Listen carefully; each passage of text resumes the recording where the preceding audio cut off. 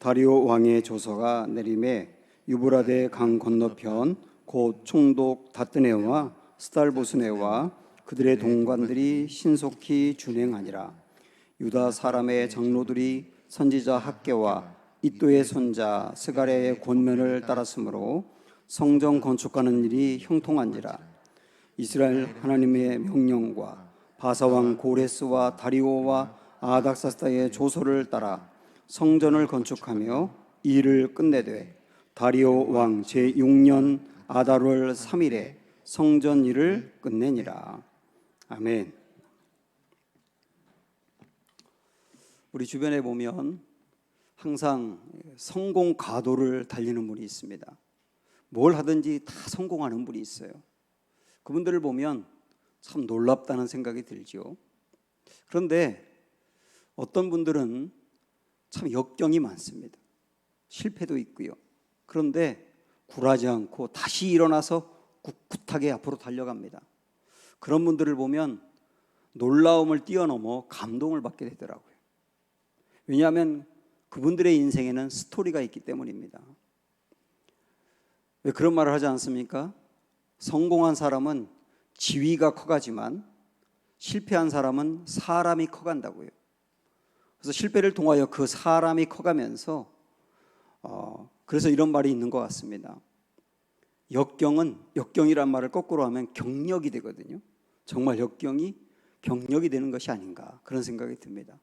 오늘 우리가 에스라서 4장부터 6장까지 성전 건축과 관련되어 있는 말씀을 보더라도 그런 것들을 알 수 있습니다.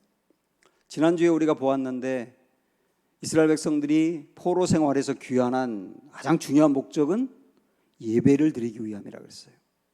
그리고 예배를 드리기 위해서는 예배를 드릴 공간이 필요하지 않습니까? 그래서 성전 건축을 합니다.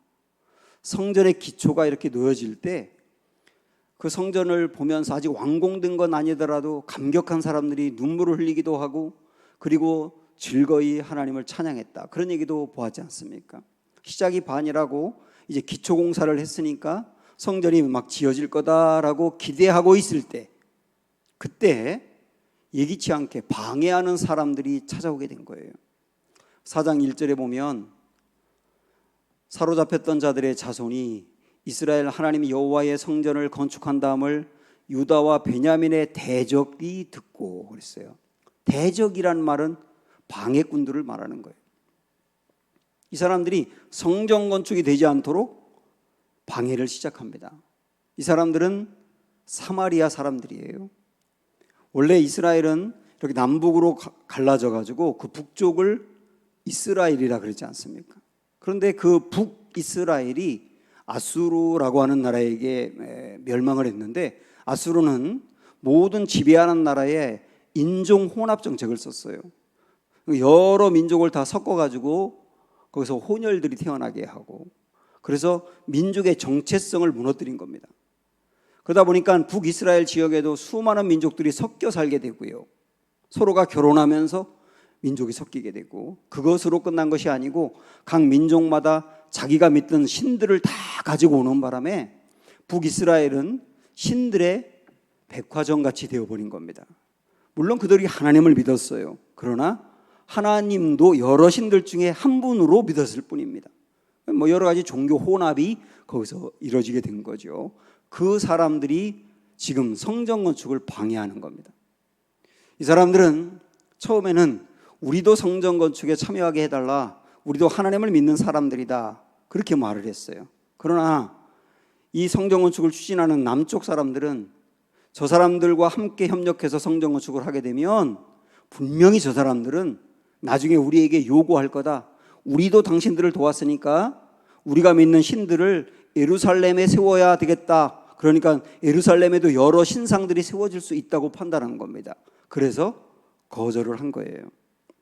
그렇게 거절을 하고 나니까 이 사람들이 4절에 보면 노골적으로 방해를 시작합니다. 이로부터 그 땅 백성이 유다 백성의 손을 약하게 하여 그 건축을 방해했다. 이렇게 나오지 않습니까?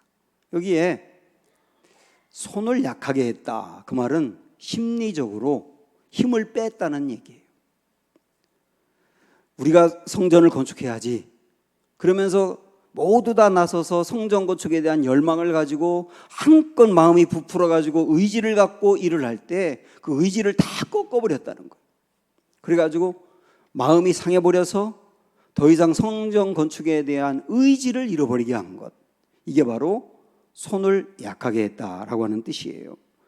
에베소서 6장에 보면 마귀가 우리의 신앙을 막 흔들고 방해하고 공격하고 그런다고 했는데요, 마귀가 우리의 신앙을 무너뜨리기 위해서 쓰는 무기 중에 하나가 뭐냐면 불화살이라고 하는 게 있어요. 그냥 화살이 아니고 불을 붙여 쏘는 화살이거든요. 고대 전쟁에 보면 그냥 화살을 쏠 때도 그 화살이 날아오는 것을 보면 병사들이 떨지만 불화살이 날아오면요, 불화살이 이렇게 와가지고 옆에 있는 동료가 그 불화살을 맞고 타는 것을 보면 굉장한 공포를 느끼고 군인들이 도망을 간답니다. 그래서 불화살이라고 하는 것은 적들의 의지를 꺾어버리는 강력한 무기거든요. 마귀는 때로 우리 신앙인들에게 열심을 내고 싶어하는 의지를 꺾고, 그리고 마음의 꿈을 잃어버리게 만들고 신앙생활 열심히 하지 못하도록 의지를 꺾어버리고 마음을 꺾어버리는 일을 한다는 거예요. 지금 이스라엘 백성들도 그런 위기에 빠지게 된 겁니다. 그래서 이 말씀을 가만히 보면 우리가 뭔가 새로운 일을 추진한다거나 뭔가 열심을 내고 있을 때 정말 조심해야 될 것이 뭐냐면 마음이 상하는 거예요. 마음이 상하는 것. 마음이 한번 상해버리면 끝입니다. 사람이 마음이 상하면 그 일이 아무리 옳은 일이라 하더라도 안 하게 돼 있어요. 근데 그 일이 마음이 가면 힘들어도 합니다. 그래서 우리가 지켜야 될 것들이 굉장히 많은데 그 많은 것 중에 어쩌면 제일 중요한 것은 내 마음 지키는 거예요. 특별히 내 마음이 상하지 않도록 지키는 것, 굉장히 중요한 것입니다. 이스라엘 백성들이 이제 출애굽을 하고 가나안 땅으로 갈 때 끊임없이 원망을 쏟아내지 않습니까? 이스라엘 백성들이 원망한 중요한 이유가 뭔지 아세요? 마음이 상해서 그래요. 마음이 상해서. 모세도 백성들을 잘 이끌고 가다가 어느 날 하나님께, 하나님, 나 도저히 이 노릇 못하겠습니다. 이제 이 민족 지도자도 그만두고 다 그만두고 나 차라리 죽고 싶으니까 하나님 나 좀 데려가세요 하고 그토록 열심을 내었던 모세가 완전히 의지가 꺾여버리고 주저앉아 버렸던 적이 있어요. 왜냐하면 너무 많은 사람들이 모세를 찾아와서 원망하고 불평하고 이 문제 해결해 달라 그러고 왜 이게 안 되느냐 그러고 계속 그 말을 듣다 보니까 마음이 상해버렸어요. 야, 마음 상한 게 이렇게 무섭더라고요. 예레미야도 열심히 복음을 전하며 백성들에게 회개하라고 하나님 믿으라고 그렇게 권면하다가 그 잡혀가지고 옥에 갇히기도 하고 맞기도 하고 심지어는 뺨까지 맞았습니다.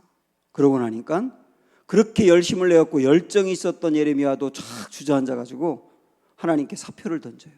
하나님, 저 못합니다. 선지자 이거 못합니다.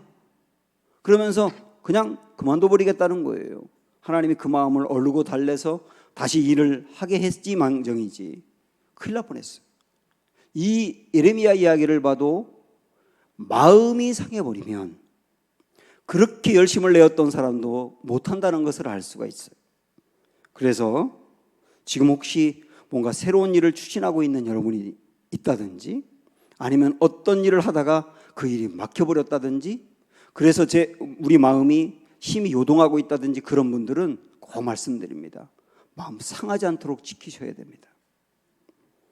이스라엘 백성들이 이게 마음이 상해가면서 성전 건축에 대한 열정이 떨어지기 시작하거든요. 그러니까 적들은 이것을 보면서 주위에 있는 여러 관리들에게 뇌물을 주고요. 그래서 아주 성전 건축 자체를 못하도록 조직적으로 막아버렸습니다. 결국 그래가지고 4장 24절에 보면 성전이 중단되고 맙니다. 자, 4장 24절 볼까요? 이에 예루살렘에서 하나님의 성전 공사가 바사왕 다리오 제2년까지 중단되니라. 다리오 제2년이라는 걸 한번 기억해 둬 보세요. 뒤에 또 나오니까. 그래서 성전 건축을 시작했다가 중단해버리고 다리오 2년이면 16년 동안 중단했다는 뜻이에요. 시기적으로 16년을 중단하게 된 겁니다. 지난주에 본 것처럼 이 성전 건축을 하겠다고 온 사람들이 누굽니까? 바벨론 그 지역에서 안정되게 살던 사람들이에요. 근데 그 기득권을 다 포기했습니다. 그리고 예루살렘에 오는 길은 굉장히 험난했고, 예루살렘에 왔더니 먹을 것도 없어요. 집도 없어요. 모든 걸 다 새로 시작해야 돼요.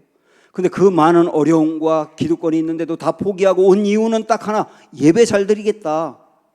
그 예배 드리기 위해서 성전 공사해야 되겠다. 그랬던 사람들인데 막혀버리니까 다 포기해버리고 16년이 그냥 갔다고. 이렇게 좋은 일에도 방해가 있다는 거예요. 코로나 상황인데 이런 생각을 해봤습니다. 우리 교우들 중에서도 그런 분들이 있는데요. 뭔가 의욕적으로 사업을 해야 되겠다 생각을 하고 준비했다가 사업을 딱 시작하자마자 코로나가 터진 가정이 있어요. 우리 청년들은 밤잠을 설쳐가면서 스펙을 쌓고 준비를 해가지고 올해 꼭 직장에 들어가야 되겠다 했는데 이게 코로나 때문에 모든 게 막혀버린 거예요. 많은 분들은 기도하며 기대한 것이 있는데 이것저것 자꾸 막히는 일들이 이 코로나 상황에서 생기는 겁니다. 이럴 때 우리에게 위험한 건 뭐냐면 다 손을 놓고 중단해버리는 거예요. 중단해버리는, 그게 위험한 일인데 이스라엘 백성들은 그래버리고 말았다는 거예요. 이렇게 16년이 지났습니다. 그런데 16년 후에 중단했던 성전 건축을 재개하는 일이 생깁니다. 아마도 건축을 중단했던 사람들은 성전 터가 거기 기초공사는 돼 있잖아요. 그걸 보면서 하나님 앞에 죄스러운 마음이 있었을 거예요. 성전을 지었어야 되는데, 이거 위해서 우리가 왔는데 이제는 그 성전 건축하는 거는 마음에 제쳐두고 우리 집 짓고 안정되게 사는데 초점을 두고 오직 거기에만 관심을 두고 있는 마음을 가지면서 죄스러운데 그것도 1년, 2년 시간이 지나면서 그것도 그냥 저냥 지나가는 거예요. 그렇게 16년이 온 겁니다. 이때 하나님이 2명의 선지자들을 보내세요. 그들이 학개와 스가랴라고 하는 사람이에요. 5장에 넘어가면 성전 건축이 시작하는 내용이 나옵니다. 1절, 2절 보시면 선지자들 곧 선지자 학개와 이또의 손자 스가랴가, 이 학개와 스가랴는 포로에서 귀환한 사람들이 성전 건축하는 것과 관련돼서 말씀을 전한 사람들이에요. 그래서 이 두 분은 메시지가 성전 건축하라, 성전 다시 시작해, 성전 건축 시작해, 그 메시지를 전한 거예요. 그래서 보시면 이스라엘의 하나님의 이름으로 유다와 예루살렘에 거주하는 유다 사람들에게 예언했다는 말은 말씀을 전했다는 뜻이죠. 이에스엘디알의 아들 스룹바벨과 요사닥의 아들 예수아가 일어나 예루살렘에 있던 하나님의 성전을 다시 건축하기 시작하매, 이렇게 나오잖아요. 중단되었던 성전 공사가 다시 시작이 된 겁니다. 포기했었는데, 안 될 거라고 생각했었는데 다시 시작하게 된 힘이 뭐냐면 하나님의 말씀이었던 거예요. 학개와 스가랴를 통해서 주었던 하나님의 말씀이 포기했고 주저앉았던 사람들의 마음에 불을 지른 겁니다. 그래서 학개서 1장 14절에 보면 이런 귀한 말씀이 있어요. 자, 보세요. 그때의 여호와의 사자 학개가 여호와의 위임을 받아 백성에게 말하여 이르되, 하나님의 말씀을 전한 거죠. 여호와가 말하노니 내가 너희와 함께 하노라 하니라. 여호와께서 스와엘디알의 아들 유다 총독 스룹바벨의 마음과 여호사닥의 아들 대제사장 여호수아의 마음과 남은 모든 백성의 마음을 어떻게 했다고요? 감동시키심에 그들이 와서 만군의 여호와 그들의 하나님의 전공사를 하였다. 그때는 다리오 왕 제2년이었다. 이렇게 나오잖아요.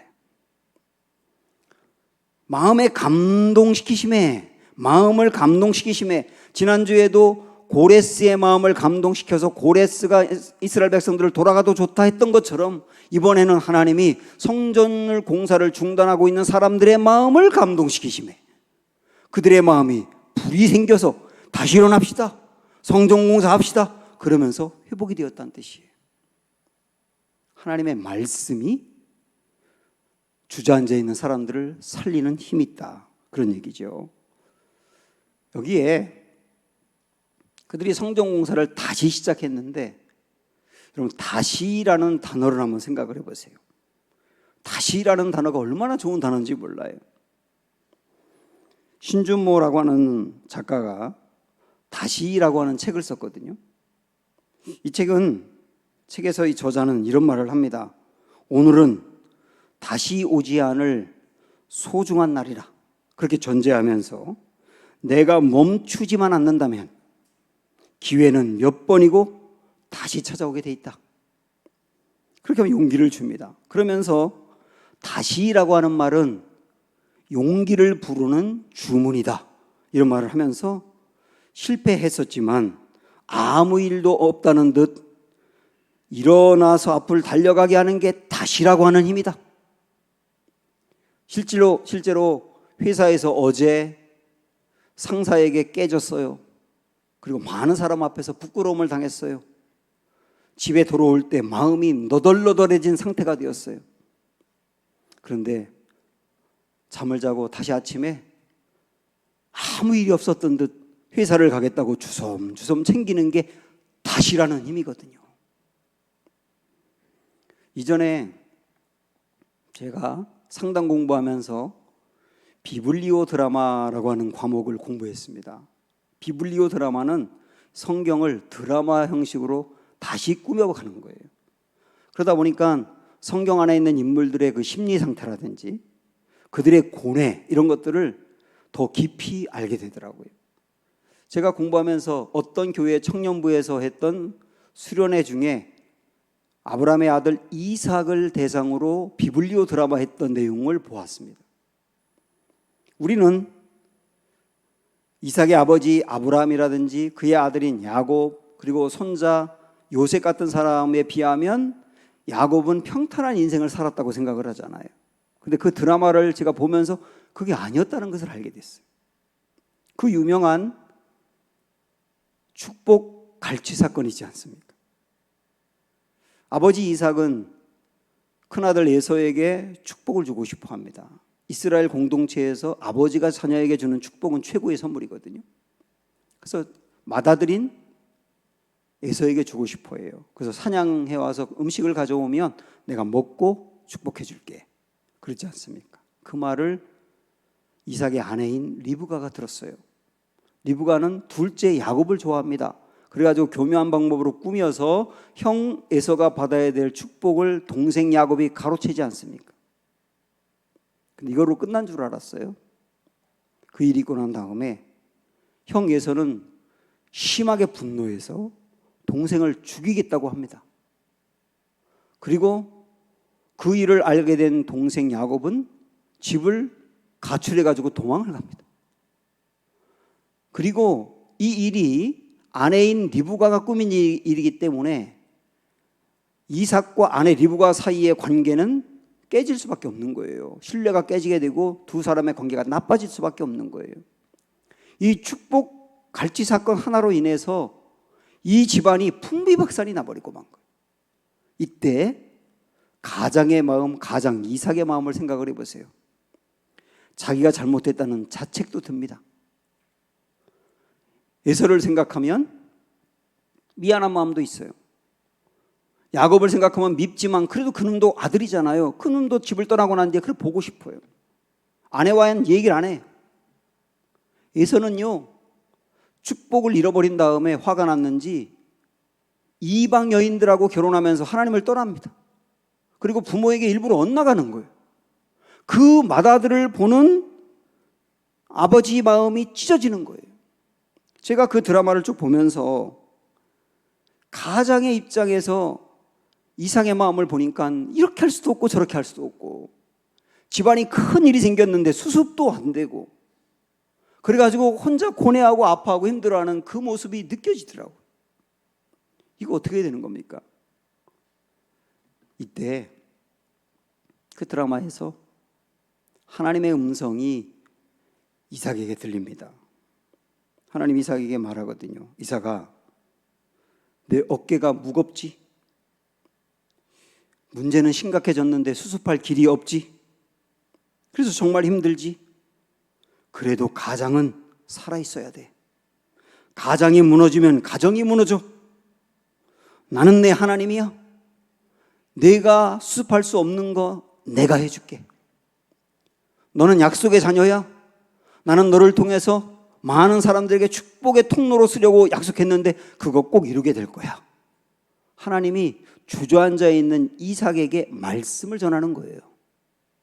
이삭은 그 말씀을 붙들고 다시 일어납니다. 다시 일어나서 가정을 수습해 가기 시작하는 거예요. 저는 이 드라마를 쭉 보면서 제 마음에 딱 다가온 게 이거였어요. 아, 하나님의 말씀은 다시 일어서게 하는구나. 그렇습니다. 하나님의 말씀은 살리는 힘이 있어요. 하나님의 말씀은, 성경의 말씀은요, 이 성경의 말씀을 듣는 시간, 설교를 듣는 시간, 여러분이 성경을 읽거나 묵상하거나 연구하는 모든 시간은 살아있는 하나님의 말씀이 육성처럼 들리는 시간이에요. 그래서 이 말씀을 가까이 하는 이들이 말씀 때문에 살아나는 거예요. 여러분, 하나님의 말씀이 얼마나 힘이 있는지 아세요? 아무것도 없는 세상에 하나님의 말씀으로 천지를 만드셨어요. 지금 여러분 눈을 들어보면 온 세상의 이 삼라만상이 하나님의 말씀만으로 지으신 거라고요. 예수님은 말씀으로 귀신을 내쫓았습니다. 그러면서 영적 세계를 다스리는 분이에요.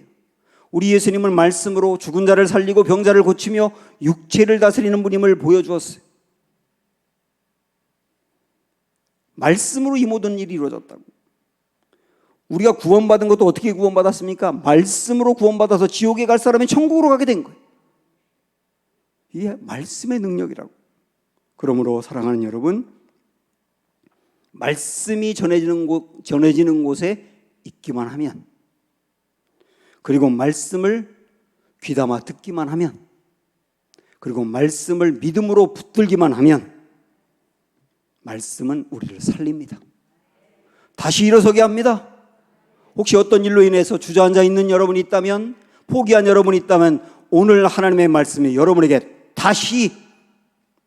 다시라는 힘 주시기를 축원합니다.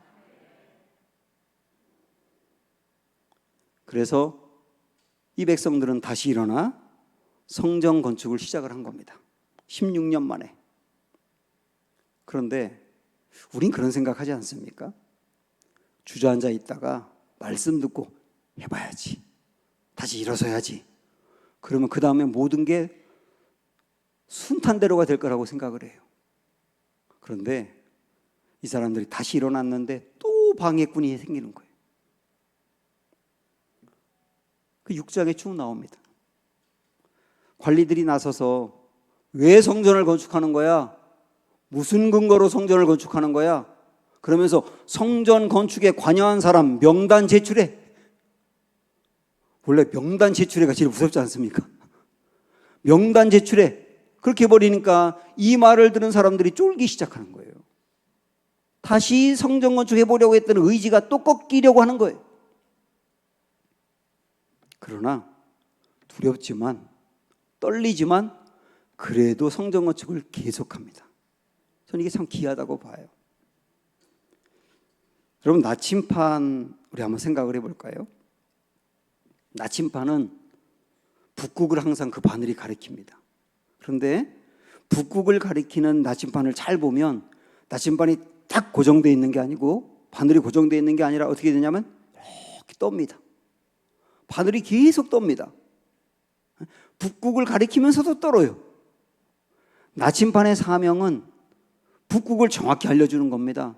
그래야 항해하는 배들이 길을 잃지 않고, 설령 길을 잃었던 배들도 그 나침판을 통해서 길을 찾거든요. 그게 나침판의 사명이라고요. 그런데 사명은 감당하는데 떨면서 감당하는 거예요. 곧지 않고 떤다고요. 저는 이게 우리 인생과 똑같다는 생각이 들었어요. 우리도 하나님이 걸으라고 하는 그 길을 걸으면서, 하나님이 우리에게 주신 사명을 감당하면서, 저는 목사로서 목회가 하나님이 제게 주신 사명인데 이 사명 감당하면서도 항상 고정되게 흔들리지 않고 앞을 향해서만 갔느냐, 그게 아니라 떨 때가 있어요. 그 말은 뭐냐면 요동할 때가 있다고요. 마음도 요동하고 삶도 요동하고. 여러분 그렇지 않으세요? 옳은 길인 줄 알고 가면서도 떨잖아 우리. 그거 두렵단 말이에요. 중요한 건 뭐냐면 떤다고 하는 게 문제가 아니라 떨면서도 북극을 가르치는 것처럼 떨면서도 여전히 그 길을 가는 거예요. 두렵지만 그 길을 가는 거예요. 이스라엘 백성들은 다시 공격을 받아서 방해를 받아 힘들지만 두렵지만 그래도 포기하지 않고 여전히 벽돌 하나 쌓고 또 누가 뭐래도 또 벽돌 하나 쌓고 이렇게 나아가는 게 중요하단 말이에요. 진선미라는 말이 있지 않습니까? 진선미라는 말은 원래 진선진미라는 말이에요. 여기 선이라는 말은 목표가 옳은 것을 말하는 거고요. 미는 그 목표에 도달하는 과정이 아름다운 것을 얘기해요. 그 진선진미라고 하는 말은 목표와 과정이 올바른 것을 말하는 겁니다. 이스라엘 백성들이 성전 건축이라는 올바른 목표를 세우고 그 다음에 그 길을 가는 과정이 힘들고 어려워도 그래도 벽돌 하나하나 쌓아가면서 가는 이 아름다움이 있었지 않습니까? 우리 인생도 그렇게 가야 되는 거예요. 떨리지만 가야 되는 거예요. 이럴 때 흔들리면서도 가고 떨리면서도 갈 때 드디어 하나님의 도움이 폭풍처럼 임하기 시작합니다. 그게 6장에 길게 나와 있어요. 그 제가 간단하게 요약해 드릴게요. 성전 건축을 자꾸 방해하면서 무슨 근거로 성전을 건축하냐라고 하니까 성전 건축하는 대표들이 페르시아의 다리오 왕에게 편지를 씁니다. 당신의 선대왕이었던 고레스 왕이 성전 건축을 허락한다는 조서를 내렸습니다. 우리는 그래서 그걸 지으려고 하는 겁니다. 그 조서를 한번 찾아봐 주시지요. 그랬더니 고레스 왕이 정말 그 조서를 찾았어요. 그 다음에 이 조서가 맞으니까 성전 건축을 하게 해라 하고 허락을 합니다. 그걸로 끝난 게 아니라 성전 건축하는 데 들어가는 모든 비용은 페르시아 정부에서 다 된다. 그렇게 선물을 주는 거예요. 그 다음에 느부갓네살 왕이 예루살렘 성을 무너뜨릴 때 그 성 안에 성전 안에 있는 좋은 기구들을 가져갔다고 했지 않습니까? 그 기구들 그대로 돌려줘.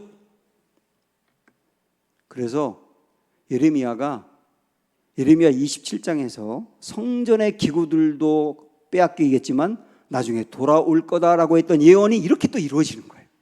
하나님은 반드시 예언을 이루시는 분이에요. 뿐만 아니라 유브라데라고 하는 강 남쪽에 있는 모든 민족들은 세금을 걷어서 그 세금을 예루살렘 성전 건축하는 데 도와주라라고 하는 파격적인 명령을 내리고요. 지금부터 성전 건축을 방해하는 사람이 있으면 그 사람은 거름더미로 만들어 버릴 것이라고 하는 조치와 명령까지 내립니다. 전 이 말씀 보면서 에베소서 3장 20절 말씀이 생각이 났어요. 거기에 보면 같이 한번 읽어볼까요? 우리 가운데서 역사하시는 능력대로 우리가 구하거나 생각하는 모든 것에 더 넘치도록 능히 하실리. 그분이 우리 하나님이십니다. 그래서 성전 건축을 방해하는 그 사람들이 도우미가 됐지 않습니까? 결국 이 하나님의 도우심으로 말미암아 성전이 완공이 됩니다. 우리 6장 15절 이 말씀을 보겠습니다. 다리오 왕 제6년에 아까 성전 건축을 다시 시작한 게 다리오 왕 제4년 2년이라고 그랬잖아요. 6년에 완성됐으니까 4년 만에 완공이 된 거예요. 완공이 성전 일을 끝냈다. 이렇게 나오지 않습니까? 여기서 아까 우리 장로님도 기도 때 그 언급을 하셨지만 예레미야를 통해서 70년 만에 회복되리라. 70년이라는 숫자를 강조했었잖아요. 그런데 성전 공사가 재건된 측면에서 70년을 보니까 이렇더라고요. 바벨론이 예루살렘 성전을 무너뜨린 게 BC 586년입니다. 그런데 여기 이 말씀처럼 다리오 왕 제6년에 성전이 완공됐는데 다리오 왕 제6년은 BC 516년이에요. 그건 역사적인 기록이에요, 이거는. 그러니까 516년에 성전이 다시 재건된 걸 보니까 정확히 70년 만이더라고요. 하나님은 무너졌던 성전을 이렇게 70년 만에 정확히 재건함으로 하나님이 예레미야를 통해서 예언했던 말씀을 이루셨어요. 우리 하나님은 누구시냐면 말씀을 이루시는 분이세요. 여기에 성전 일을 끝내니라, 이 말씀을 묵상하면서 제게 딱 다가온 단어가 뭐냐면 끝내주시는 하나님이었어요. 끝내주시는 하나님. 그래서 끝낸다는 말은 완성하시는 하나님. 우리 하나님은 그런 분이세요. 계시록에 보면 우리 하나님을 알파와 오메가라 그랬는데, 알파는 시작하신 분, 근데 오메가는 끝내시는 분이에요. 끝낸다는 말은 완성하시는 분. 이 세상을 시작하신 알파의 하나님은 끝내 이 세상을 완성하시며 하나님 나라를 이루실 끝내주시는 분이십니다. 하나님이 우리를 통해서 이루려는 계획이 있어요. 저도 그렇고 여러분 한 분 한 분도 하나님이 이 땅에 보내면서 우리를 통해서 이루려고 하는 하나님의 계획이 있다고요. 그 계획도 어떤 여건과 사정이 있든지, 우리가 때로는 하나님에게서 멀리 떨어지는 날들이 있다 하더라도 하나님은 그 계획을 이루시고야 말 겁니다. 하나님 끝내주시는 분이세요. 어떻게 알 수 있느냐? 빌립보서 1장 6절에 보면 알 수 있어요. 시작. 너희 안에서 착한 일을 시작하신 이가 그리스도 예수의 날까지 이루실 줄을 우리는 확신하노라. 착한 일을 시작하신 이가 끝내 이루실 것이다. 성전 공사에 착한 일을 시작하신 하나님이 끝내 도움을 받게 해서 이루고야 마셨던 것처럼 우리 인생에도 계획한 일을 그렇게 이루실 것이다. 확신할 수 있어요. 우리의 구원도 마찬가지입니다. 하나님이 우리 한 명 한 명을 구원하려고 하는 계획을 세웠을 때 어떤 방법을 통해서든지 교회를 나오게 하고 말씀을 듣고 복음을 받아들이게 해서 구원의 역사를 시작하셨어요. 어떤 사람은 하나님이 싫어서 교회를 좀 다니다가 떨어져 나가기도 하는데 그 사람도 하나님이 포기하지 않고 다시 잡아서 말씀을 듣게 하고, 그래서 구원의 역사를 이루세요. 구원을 이미 받은 사람이 교회에서 시험에 들거나 힘들고 어려워서 교회를 떠날 때가 있지만 그때도 주님은 포기하지 아니하고 그 사람을 끝내 다시 잡아 이 자리로 세우는 거예요. 착한 일을 시작하신 하나님이 이루실 줄을 확신하노라. 하나님은 누구세요? 끝내주시는 분이세요. 성실하신 하나님이에요. 성자가 말씀원에 이룰 성자를 써서 성자가 되는데 말씀을 이루시는 하나님, 그분이 성실하신 하나님이라.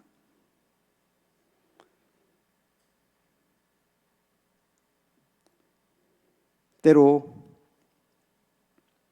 여러분 남의 것을 몰래 이렇게 들춰보고 싶은 생각 안 드세요?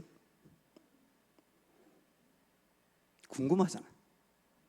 특별히 다른 사람 핸드폰을 보고 싶어. 보면 안 되지만 보고 싶어요. 그런데 저는 목사로서 여러분의 성경책도 들춰보고 싶어요. 왜냐하면 이런 농담이 있어요. 성경책이 깨끗하면 마음이 더럽고 성경책이 더러우면 마음이 깨끗하대요. 농담이지만 농담만은 아닌 것 같아요. D.L. 무디라는 사람의 이야기를 들어보면 정말 그래요. D.L. 무디라고 하는 유명한 전도자는요, 성경이 정말 더러웠대요. 아주 자주 봐서 그렇기도 하지만 그분의 성경을 이렇게 넘기다 보면 영어로 T자하고 P자가 그렇게 많았답니다. 이게 뭘까? 왜 T하고 P라는 표시를 해뒀을까 하고 보니까 T는 tried라고 하는 단어의 첫자인데 시도했다요. 시도했다. 그러니까 무디는 성경을 읽다가 하나님이 약속한 말씀이라든지 그런 말씀이 나오면 나도 해봐야지. 약속했으니까 나도 해봐야지 하고 그 말씀대로 해봤다는 거예요. 그리고 거기다가 T라고 하는 단어를 첫자를 써놓은 거예요. 그리고 내가 시도했는데 정말 하나님이 이루어 주시더라 해서 하나님의 말씀이 증명된 곳은 프로브라고 하는 단어의 첫자인 P자를 쓴 거예요. 그런데요, 무디의 성경을 이렇게 넘겨보면 수많은 T만 있는 게 아니라 T와 P가 같이 있다는 거예요. 하나님이 약속한 말씀은 정말 우리가 시도해보면 증명이 된다는 거예요.